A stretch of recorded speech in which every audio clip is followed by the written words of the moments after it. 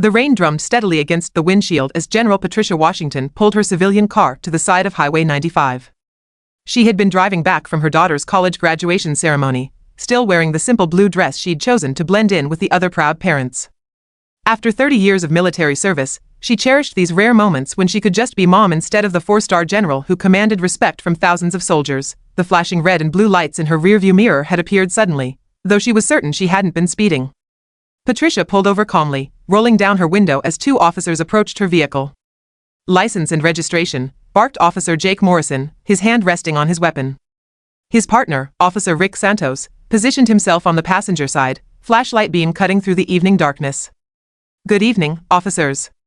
May I ask why I was pulled over?" Patricia asked politely, reaching slowly for her purse. "Don't get smart with us," Morrison snapped.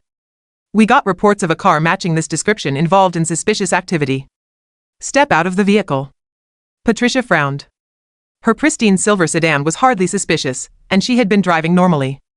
Nevertheless, she complied, stepping out with her hands visible. "Turn around, hands on the car," Santos ordered roughly as Patricia placed her hands on the hood of her car. She felt the familiar weight of injustice that she had fought against her entire career. But she remained calm, knowing that escalating the situation would serve no purpose.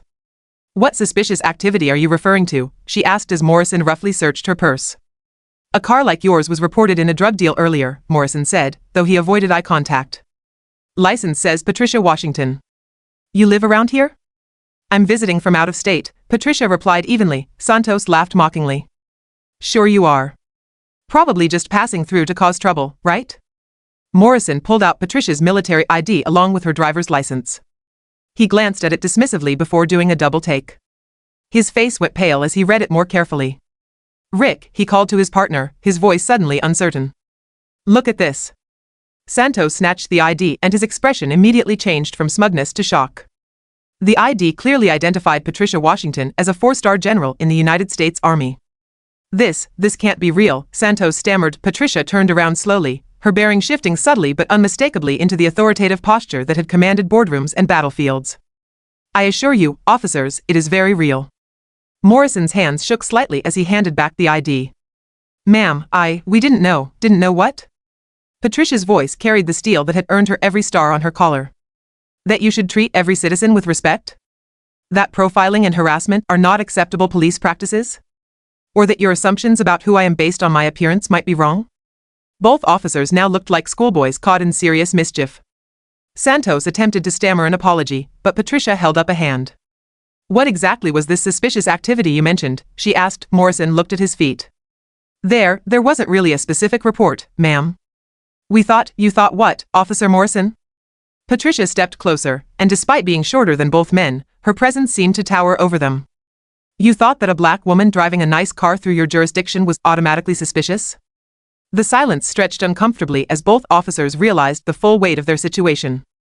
They had not only engaged in racial profiling but had done so against one of the highest-ranking officers in the United States military. "Here's what's going to happen," Patricia continued, her voice controlled but commanding. "You are going to write up an honest report of this encounter.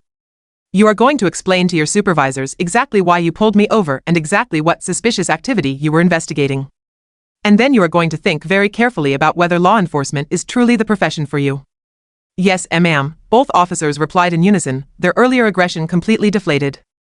"I have dedicated my life to protecting this country and upholding the values that make America great," Patricia said, accepting her documents back. "Those values include equal treatment under the law and respect for the dignity of every citizen. When you put on that badge, you swore an oath to serve and protect. I suggest you remember what that means." As she prepared to get back in her car, Patricia turned one final time. "I won't be filing a formal complaint today, but I will be having a conversation with your chief. Not because I'm a general, but because what happened here was wrong, regardless of who I am. The next person you pull over might not have stars on their collar, but they deserve the same respect and fair treatment that you should give every citizen." Morrison found his voice. "Ma'am, we're truly sorry. This won't happen again." Patricia nodded. "See that it doesn't. And officers? The real measure of your character isn't how you treat people who outrank you. It's how you treat people who you think can't fight back." With that, General Patricia Washington got back in her car and drove away, leaving two officers to contemplate a lesson in respect, justice, and the true meaning of service. In the days that followed, both Morrison and Santos would find themselves enrolled in additional diversity and sensitivity training, while their department reviewed its practices to ensure that what happened that night would never happen again. Sometimes justice comes not from punishment, but from the powerful choosing to educate rather than retaliate, and from the recognition that true authority is earned through character, not just rank.